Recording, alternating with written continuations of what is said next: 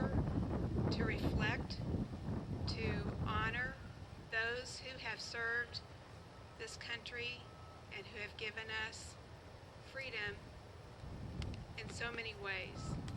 We hope to give back a little bit today. At this time, I would like to present John Zobel, Staff Chaplain at Comrie O'Neill VA Medical Center. He's been with the VA Medical Center for the past 7 years, but he's also been in service for much longer than that.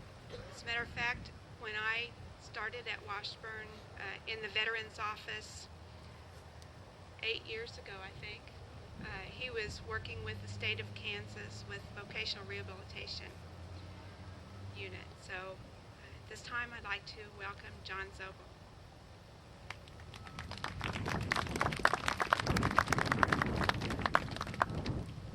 Please join with me in prayer.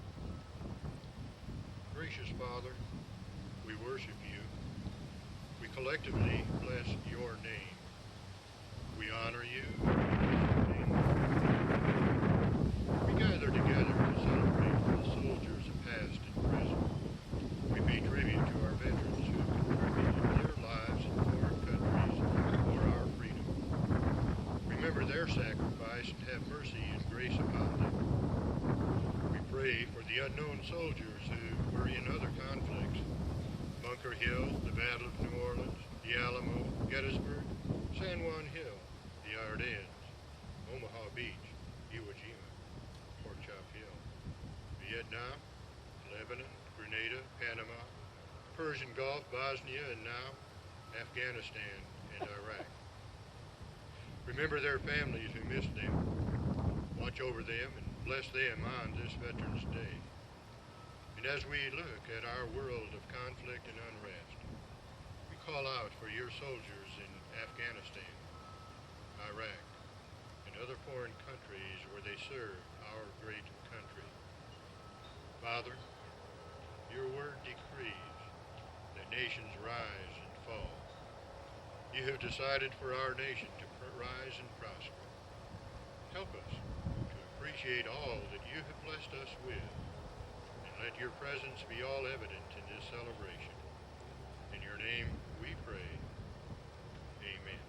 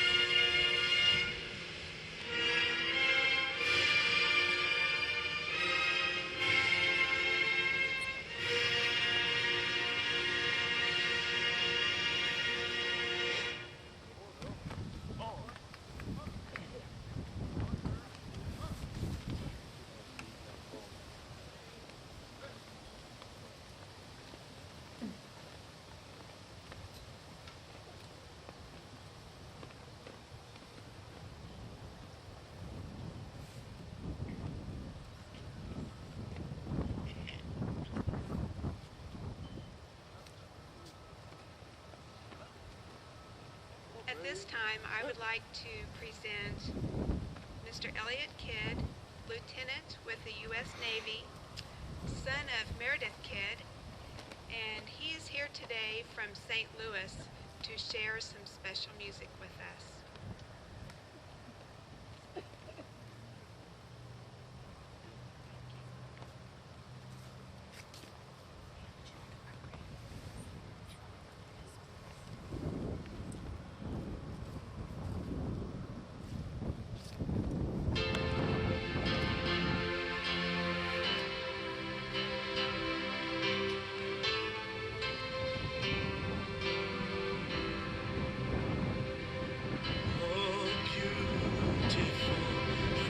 Spacious skies, for amber waves of gray, for purple mountain majesties above the fruited plain.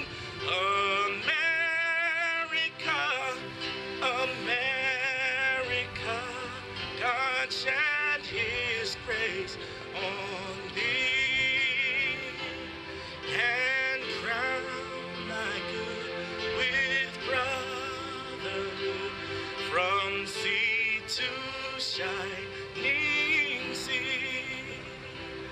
Oh, beautiful for pilgrim feet who stern in passion stress, a thoroughfare of freedom beat across the wilderness.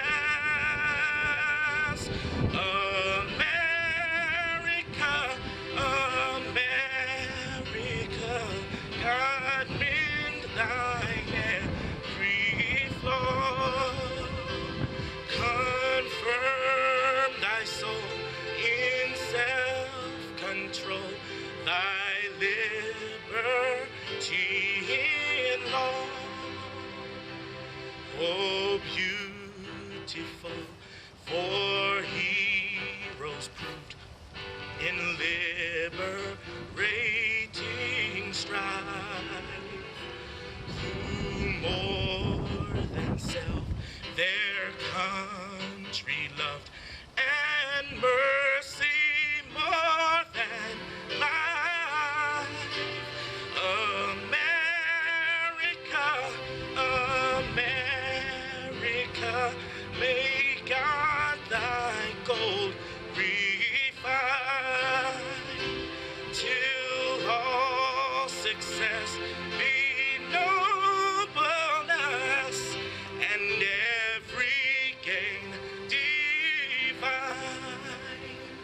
Oh, beautiful for patriotry that sees beyond the years, thine alabaster cities gleam undimmed by human tears.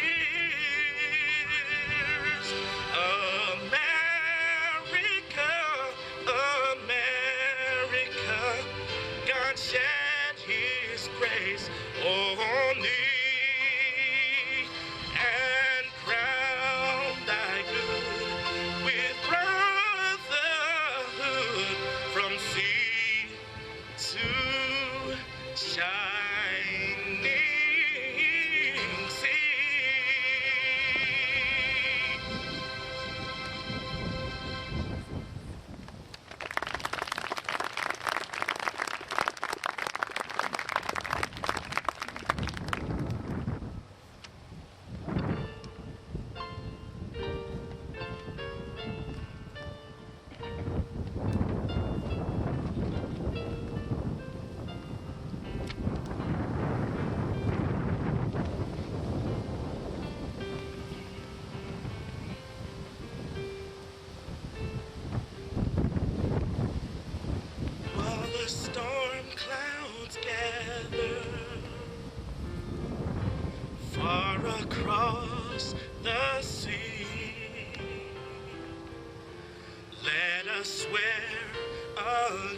allegiance to a land that's free. Let us all be grateful for a land so fair as we raise our voices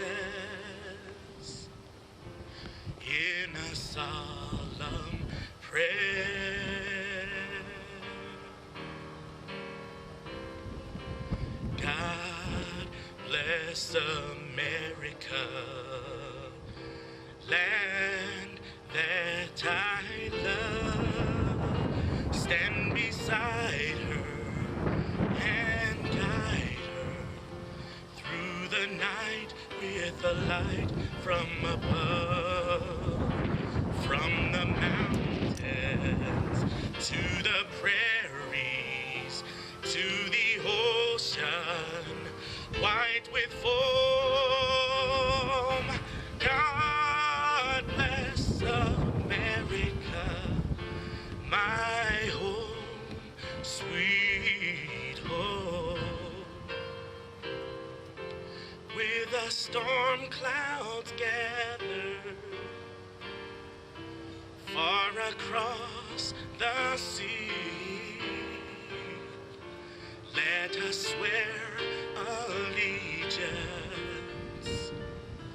to a land that's free. Let us all be grateful for a land so fair, and with raise our voices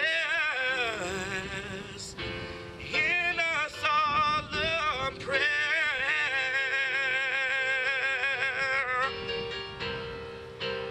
God bless America, land that I love.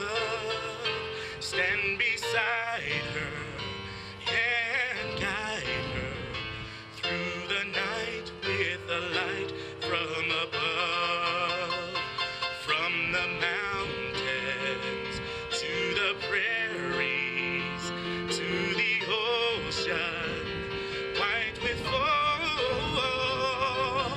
God bless America, my home, sweet home. God bless America, my home, sweet home.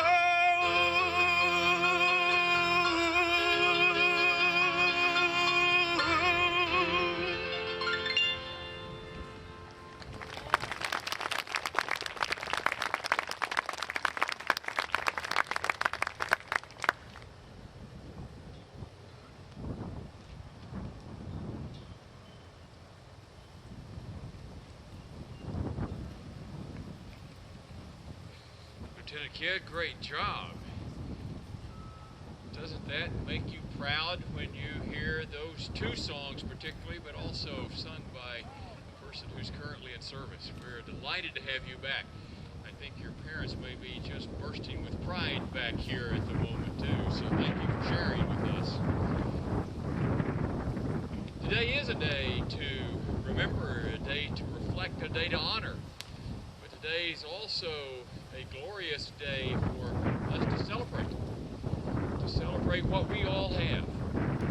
We sometimes take things for granted. We wake up each morning and we have electricity when we flip the switch, when we have an automobile to drive to work, when we have air conditioning when we arrive. We take all of these things for granted, but nothing is granted to us without paying a price. And those that we are here today to honor, those that we're here today to celebrate, have paid a price. We're grateful for what people that serve our country have done. We're grateful for what you as citizens, and all of us as citizens, have done. Because it's not just those people that are risking their lives and harm's way. It is all of us as citizens who support them, who believe in what they are doing, and who are willing to sacrifice here so that they can succeed and so that we can all have the benefits of what they are working so hard to do. Here at Washburn University, we have a long tradition of supporting military through ROTC, through support of employees who serve, and support of students who serve. We want to be seen as a campus which is hospitable, friendly, and welcoming to veterans and to those persons who are currently on active duty, and we hope that we do that. We want to make certain that each of you feels at home here on this campus, and when you walk across the campus and when you pass by this memorial, or when you're in the student union, that you take a few moments just to reflect on what these memorials mean, and that you feel a great sense of pride, as we do, in the fact that Washburn University is a participant in this. Thank you for coming out today and spending a few moments of your time on such a special day. It's my pleasure today to introduce a person to you who would like to also share some remarks if we're not blown away before. Joseph Christian Kramer, known to most of his friends as Christian, or known as Sagi Wood Sayan. Mr. Kramer is a Uchi Indian. He is the keeper of the Sacred Eagle staff and the keeper of the sacred drum for the Standing Bear Intertribal Brotherhood. He is also one of their founding members. He was a member of the board of directors for 11 years of Shawnee County Allied Tribes and served as their powwow chairman for 10 years before he stepped aside because of health. Mr. Kramer retired after 23 years of public service with the Kansas Department of Corrections. He was an alcoholism, drug addiction counselor for 10 years at the Kansas Correctional Vocational Training Center. He spent 11 years as an intake and classification counselor for the Kansas Reception and Diagnostic Center with an emphasis on high-risk inmates. His last 2 years was spent working on a dorm with 80 to 90 female inmates where he handled all phases of their case management. Mr. Kramer retired from the Department of Corrections as a result of complications due to exposure to Agent Orange and post-traumatic stress disorder resulting from his service in Vietnam. He was an active member of the USD 501 Topeka Schools Multicultural Task Force and the Multicultural Curriculum Review Board. Mr. Kramer was a combat engineer and served with the 518th Engineering Detachment as Operations and Field NCO during his time in Vietnam in 1968 and 69. He was awarded the Bronze Star for meritorious service. He is also an active member of the board of the Interfaith of Topeka and is currently serving as vice president. He is a past National Deputy Chief of Staff of the Disabled Veterans of America. He just completed 4 consecutive terms as commander of the Disabled Veterans, Chapter 3, Topeka, Kansas. He is currently the junior vice chair for the District of Kansas and the vice chair for the Department of Kansas Disabled Veterans. He is also a proud member of the Vietnam Veterans of America, Chapter 604. He has been happily married to Christian Bottom Scott for 24 years. He tells me this is a second and last marriage for both. With a combined family of 2 sons and a daughter and 4 grandchildren, please help me welcome Junior Vice Commander Christian Kramer.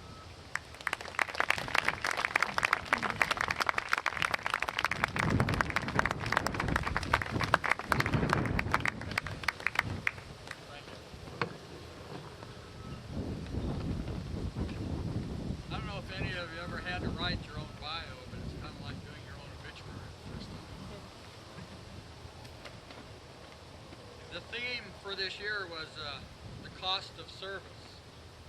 And I have a couple of numbers I want you to keep in mind. As of today, 2,059 Americans have given their life in Iraq. The other number I want you to remember is 1,490,900.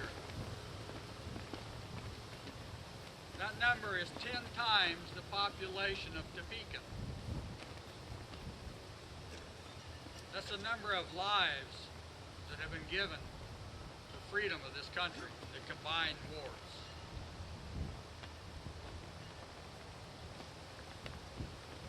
As he left for Europe during World War I, Private Lester Hensler wrote a brief letter to his mother saying, "I am thankful that I can take the place among men who will bring freedom to the world." Private Hensler was a simple man, an artillery soldier of humble rank. Yet when you think about it, his ambitions were simply colossal. This ordinary young American actually wanted to change the course of civilization. What an idea! To alter the direction of the entire world.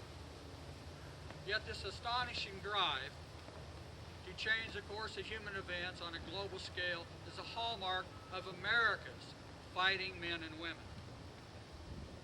Ask them what they are doing in the armed forces, and they will tell you that they're fighting for freedom. Your freedom, my freedom, the freedom of the whole world. They don't think that this is some noble dream. It's a practical reality for the men and women of the America's armed forces, something that they take for granted.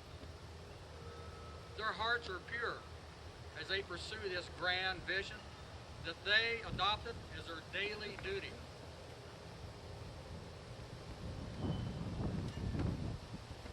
The cynical stain that taints the motive of the world's political capital, however, touches their souls also. Our soldiers, sailors, airmen, and Marines stand with the people of America. They stand with the people of the world, especially those whose lives and freedom are crushed beneath the steel boots of the dictators.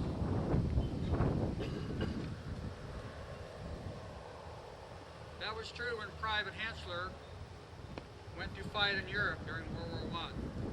And it's absolutely true today as our troops fight in Iraq and Afghanistan. Yet there's a problem in our time, a danger, really, in the way our nation deals with the people who are fighting these two wars. That's what some people call a disconnect. In a recent Time magazine editorial, Joe Klein captured the core of this problem. During dinner with the returning military officer from Iraq,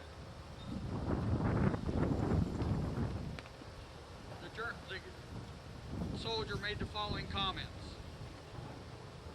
"I've lost 5 lieutenants in a year. I collected body parts. I don't know how I will ever get over it." And you just get the feeling that the rest of the country doesn't understand. They're not part of this. It's a peacetime America. And few of us are at war.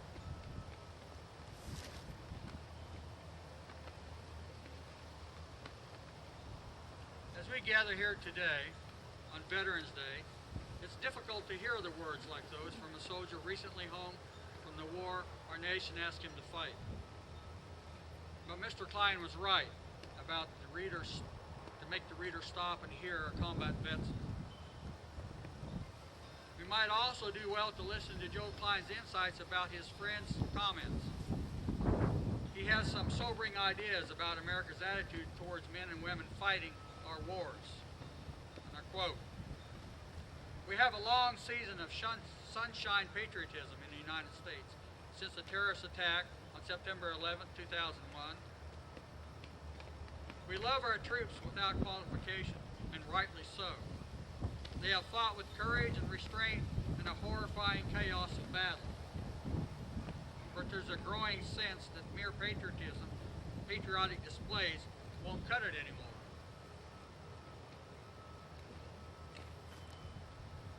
Klein's language may be a little stronger than the words that we use in the DAV and other veterans organizations, but we've been making the same point for years.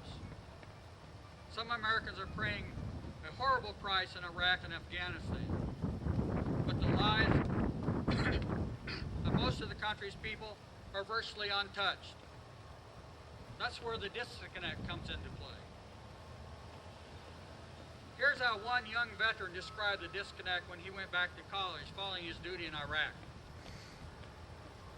When he goes into the campus coffee shop, he says he sometimes just wants to shake the hell out of people. He just wants to ask them, don't you realize that there's a war going on? Don't you realize what's going on in the world? This young veteran isn't talking about an unforgettable stench of mental distance that exists in any war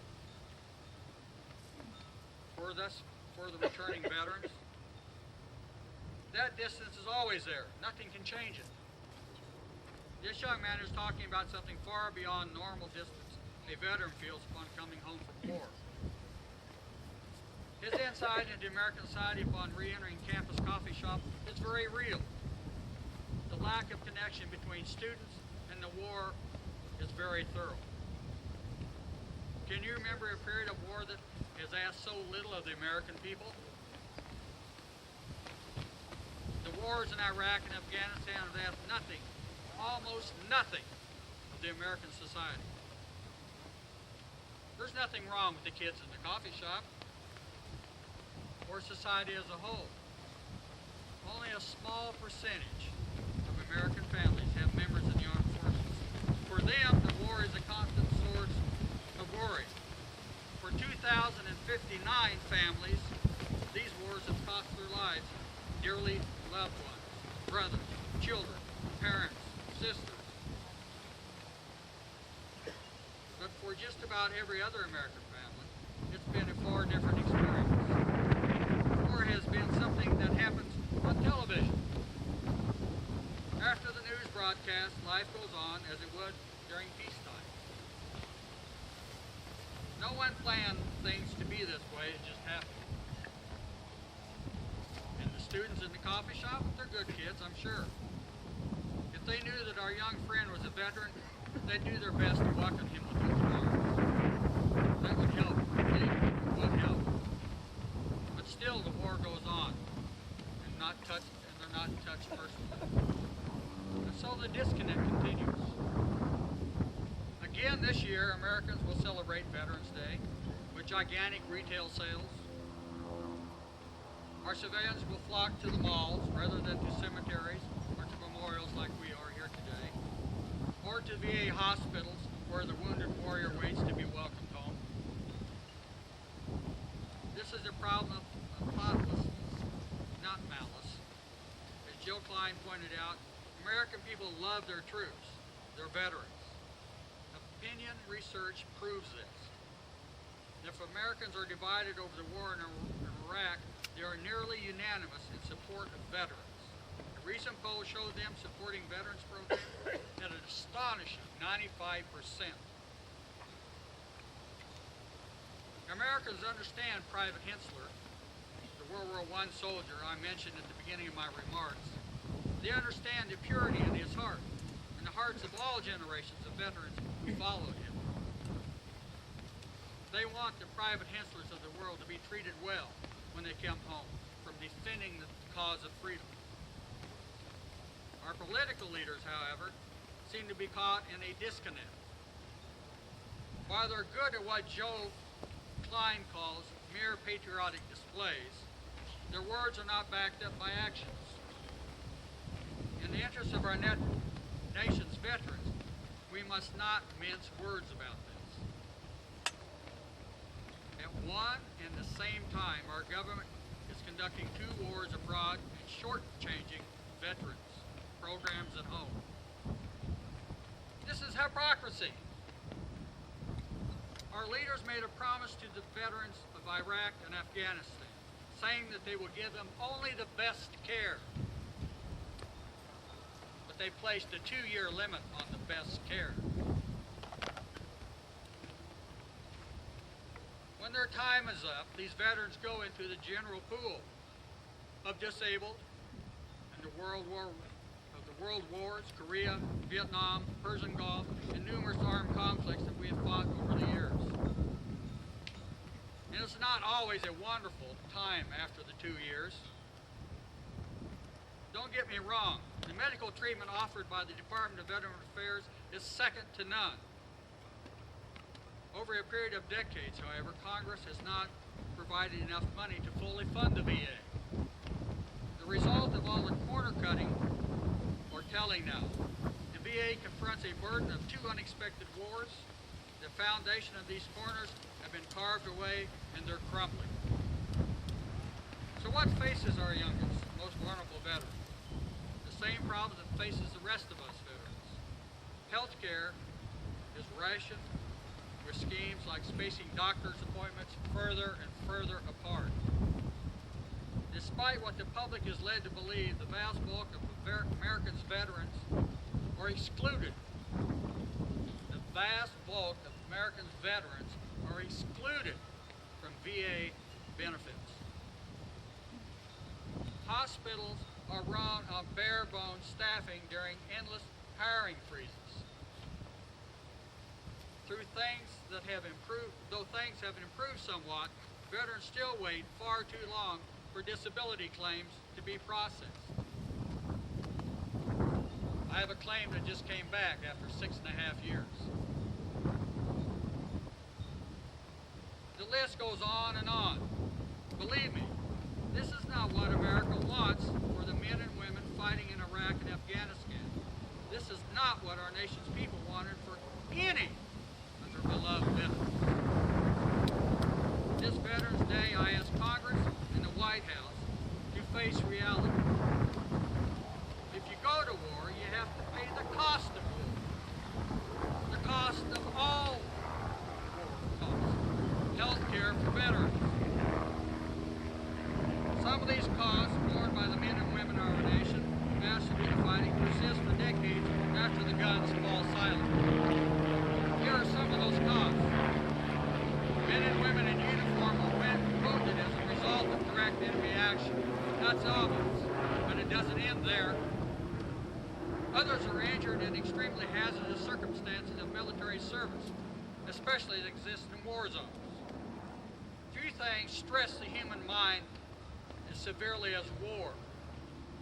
No compassionate society would turn their back on those who come home with psychological wounds. As anyone who has read Homer's Iliad or yesterday's news should know, illness has always been a significant factor in war. It is still true today, especially in Iran and Afghanistan. Iraq and Afghanistan. People are widowed, children are orphaned. When service members are killed or veterans died due to service-connected disabilities. America has a clear responsibility to the men and women who bear the cost of these wars. Our government cannot walk away from the costs when they become inconvenient or they have other priorities in mind. If you ask the political leaders about this, they will point to the slight increases in dollar amount budgeted for the VA and pat themselves on the back.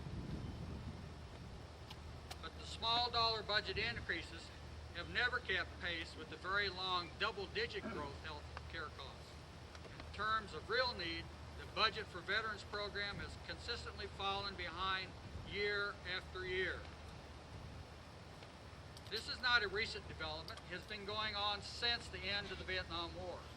This disconnect has to end. It invades the responsibilities of the United States to the men and women our nation asks to defend the freedom of our shores. It fails to match the expectations of the American people.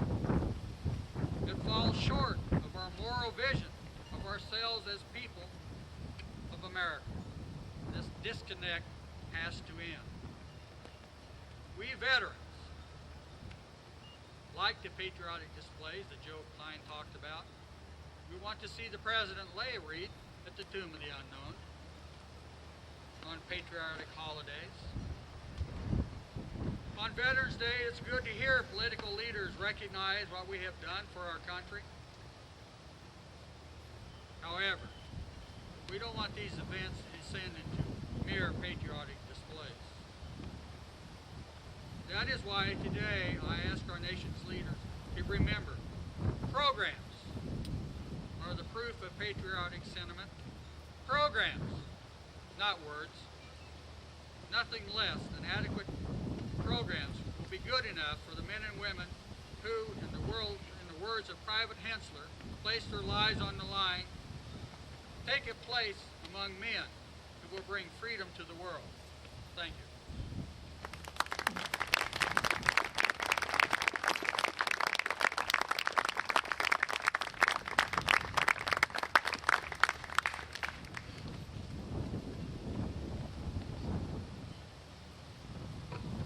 Thank you, Christian.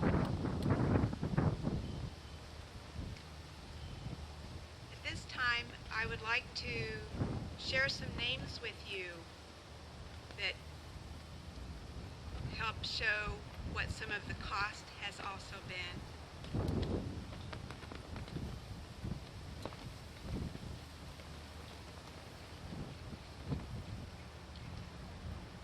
Thomas Hernandez, Sergeant, U.S. Army, Schofield Barracks, Hawaii, and Fort Riley. He has served in the military from 1993 to 2001.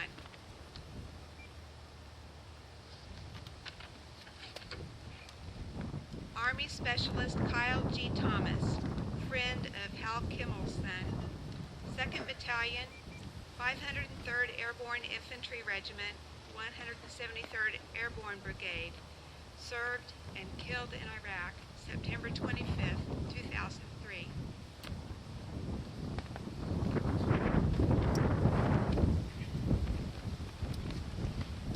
Arthur McKinney, Sergeant, U.S. Army, 3rd Special Forces Group, Army National Guard, served in Afghanistan, Kuwait, Germany, United States, Iraq. He's currently there as a civilian on a special duty. Has served from 1990 to 2004.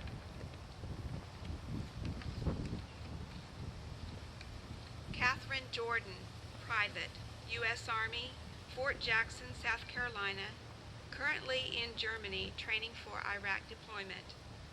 Served June 2004 to present.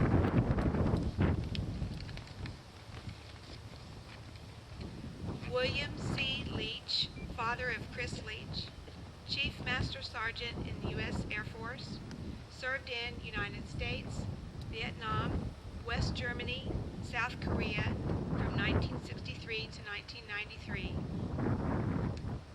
I, Dion Earhart, father-in-law of Chris Leach, Senior Master Sergeant, U.S. Air Force, served in United States and Thailand, 1958 to 1980.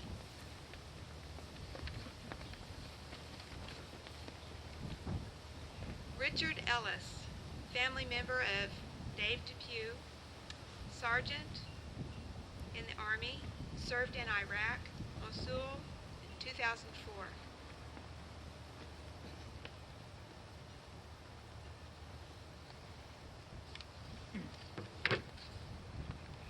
Ryan Sparks, nephew of Bill Sparks, lieutenant in the United States Marine Corps, and he is currently serving.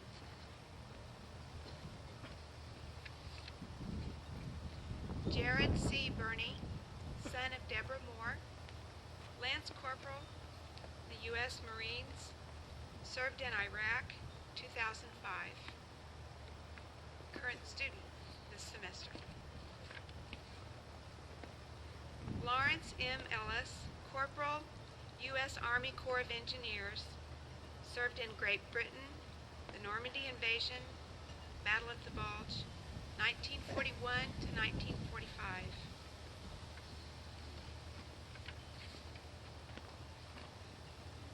Cleveland T. Martin, Machinist Mate, First Class, U.S. Navy, served in World War II, the Atlantic and Pacific Theaters, January 1943, December 45.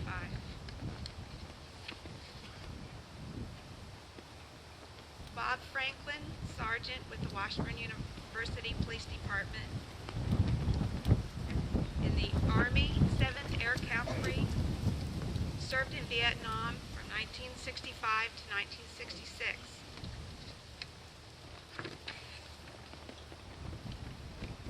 Kenton D. Lewis, Major, U.S. Army, retired.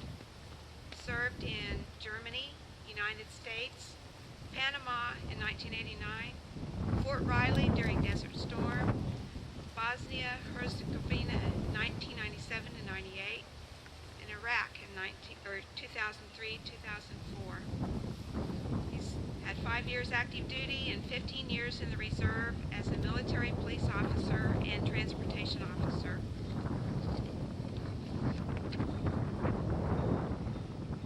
Melville Wesley Beaver, father of Vicky Doze, Staff Sergeant, United States Army Air Corps. Served in England, France, and Russia in World War II.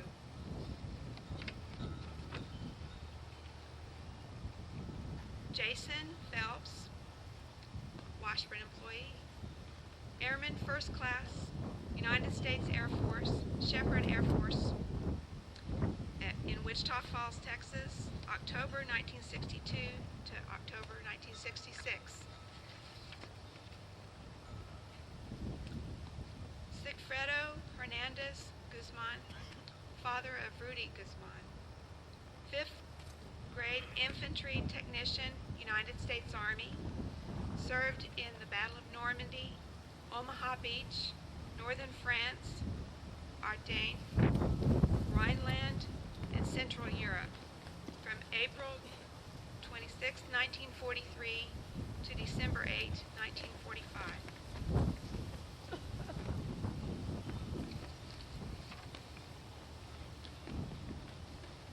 Mike Schlingman, Sergeant First Class, U.S. Army and Kansas Army National Guard. 23 years in a number of places, but most recently Iraq.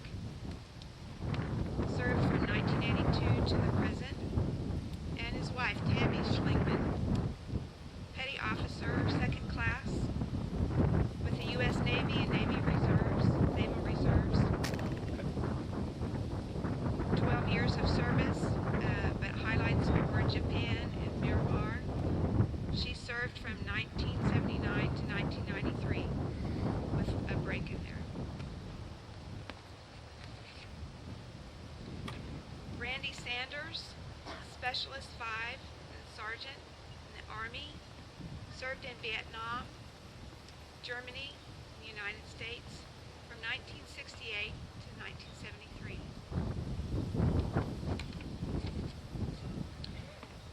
William Schultz, Private First Class, United States Marine Corps, served in California, Vietnam, Virginia. In Vietnam, March 8, 1965 to December 22, 1965.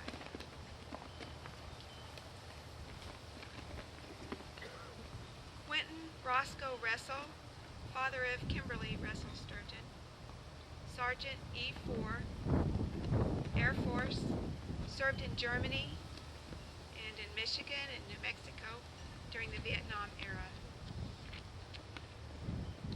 Horace High, father of Judy High Diffley, T. Corporal, Army, in Europe, Battle of the Bulge in Belgium from 1944 to 1946.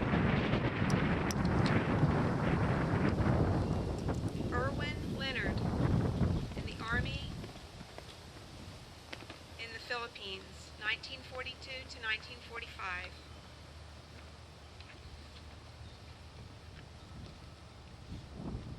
Relatives of Donna Clark. Her dad, Lauren Patton, Sergeant, U.S. Army Air Corps, flew out of England during World War II. Her brother, Troy Patton, Sergeant, U.S. Air Force, served in Saudi Arabia during Operation Desert Storm. And her son, Jared Clark, Sergeant, U.S. Army, served in Kuwait and Saudi Arabia is preparing for a one-year deployment to Iraq in December. He's currently stationed at Fort Sill in Lawton, Oklahoma. Arthur L. Robb, class of 1932, Staff Sergeant, U.S. Army Air Force, served in North Africa and Italy from 1942 to 1945. This was the late father of Carol Ann Robb.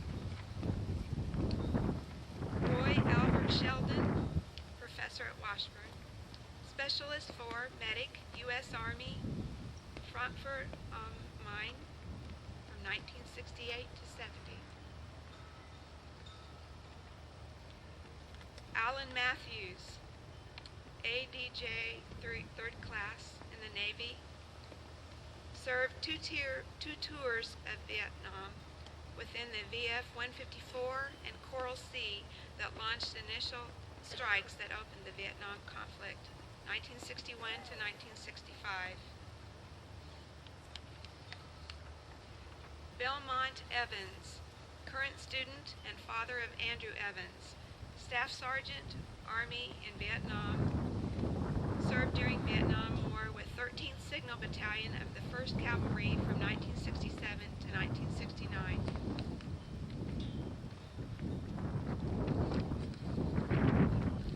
Wallace Kidd, father of Meredith Kidd, Army Staff Sergeant in World War II,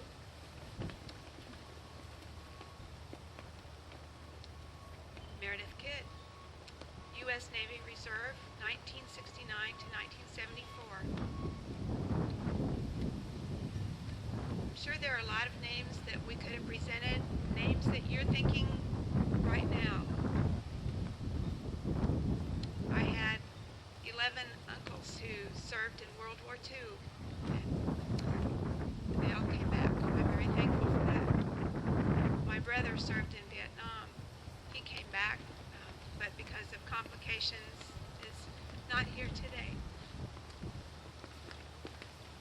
Just want to say thank you for all of those names, all of you who have helped pay that cost of freedom and help us all to enjoy the freedom that we enjoy today.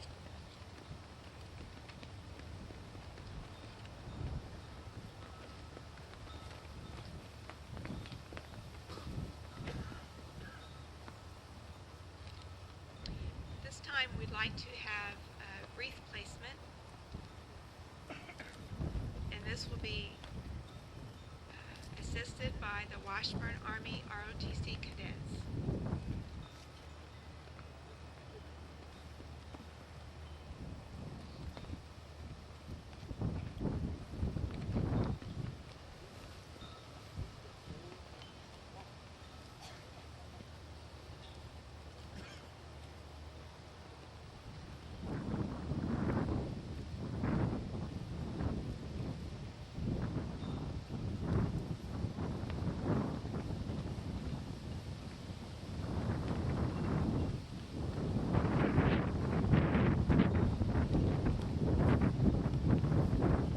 First wreath that we are saluting is for the Army, established June 14, 1775.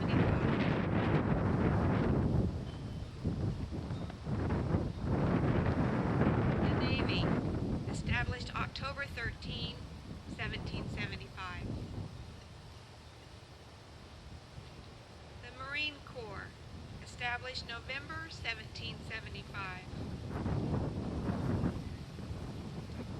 The Coast Guard, established in 1915.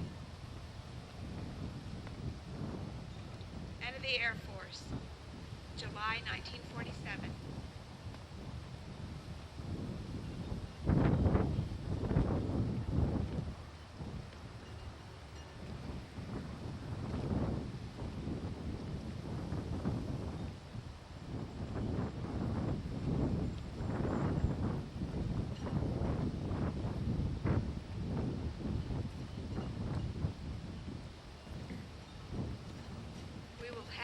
Rifle salute by the Vietnam Veterans of America, Chapter 604, Honor Guard.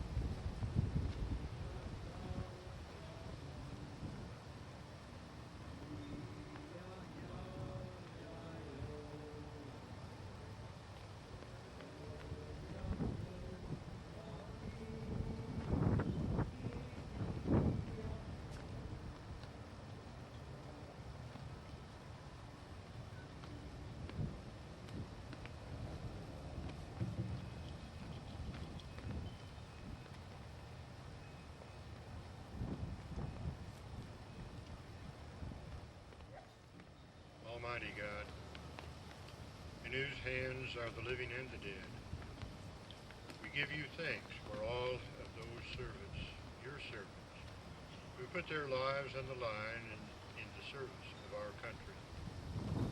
We especially remember those who made the ultimate sacrifice for their lives, and for those still listed as POW MIA.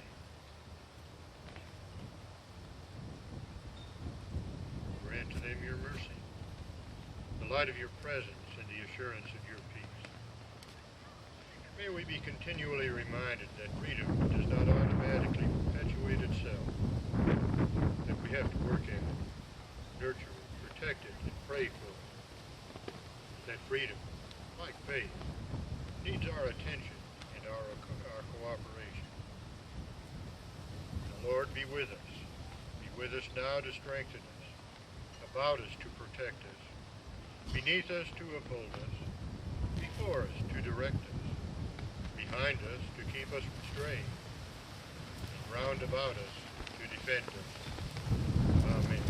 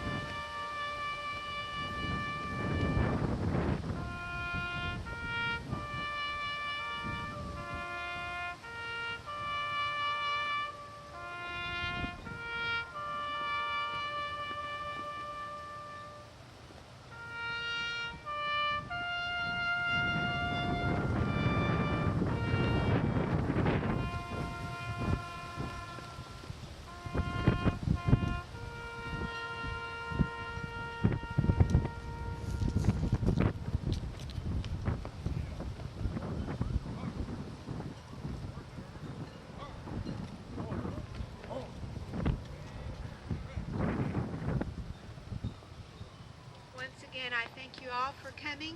We'd like to invite you over to the Memorial Student Union for a reception and special displays.